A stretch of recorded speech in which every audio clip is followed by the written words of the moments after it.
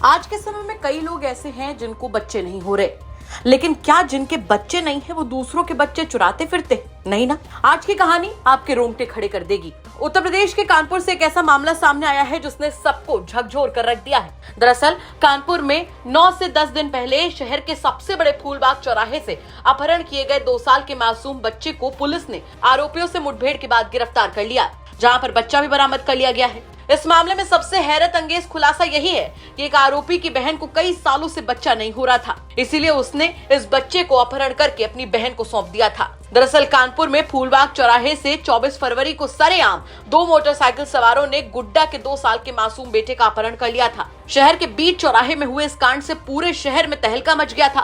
Police की कई टीमें इस खुलासे में लगी हुई थी, जहां पुलिस को बड़ी कामयाबी मिली और पुलिस ने 2 आरोपी रज्जन और पंकज गुप्ता को बच्चे के साथ जाते हुए देखा, जिसके बाद पुलिस की इन बदमाशों से भिड़ंत हुई, जिसमें दोनों ही आरोपी घायल हो गए और बच्चे को बरामद कर लिया गया। दोनों आरोपियों को घायल अवस्था में अस्पताल में भर्ती कराया गया है। वहीं इस पूरे मामले पर पुलिस का क्या कुछ कहना है, पहले वो सुनवाते हैं आपको।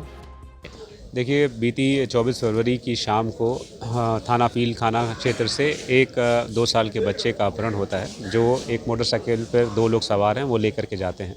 इसमें तत्काल अभियोग पंजीकृत किया जाता है। इस घटना की विशेष बात ये थी कि ये परिवार बहुत गरीब है और फुटपाथ पर रहता है, जिनके पास कुछ भी देने के लिए पैसे नहीं है, तो फिरौती के लिए अपहरण होने की संभावनाएं ना के बराबर थी।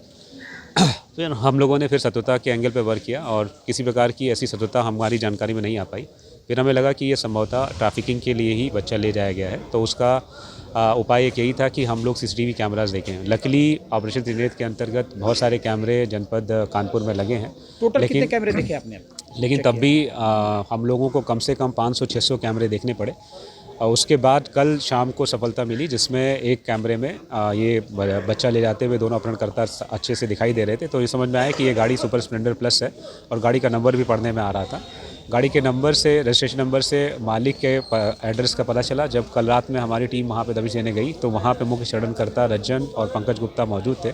पुलिस को देख करके उन्होंने फायरिंग करी और उसके बाद जवाबी फायरिंग में उनके पैर में गोली लगी। सर, मोटिव क्या था? क्यों अपहरण कर लेके बीच चौराहे से, जबकि कानपुर ने पुलिस एक्टिव हुआ है, फिर भी अगर अपहरण के ले जाए तो क्या मतलब था? जो अभी तक षड्यंत्रकर्ताओं ने बताया है, रज्जन की बड़ी बहन पूनम की 2006 में शादी हुई थी, लेकिन तब से उसको बच्चा नहीं हुआ था, जिसके कारण से ससुराल में और समाज में उसको बहुत प्रताड़ना झेलनी पड़ रही थी।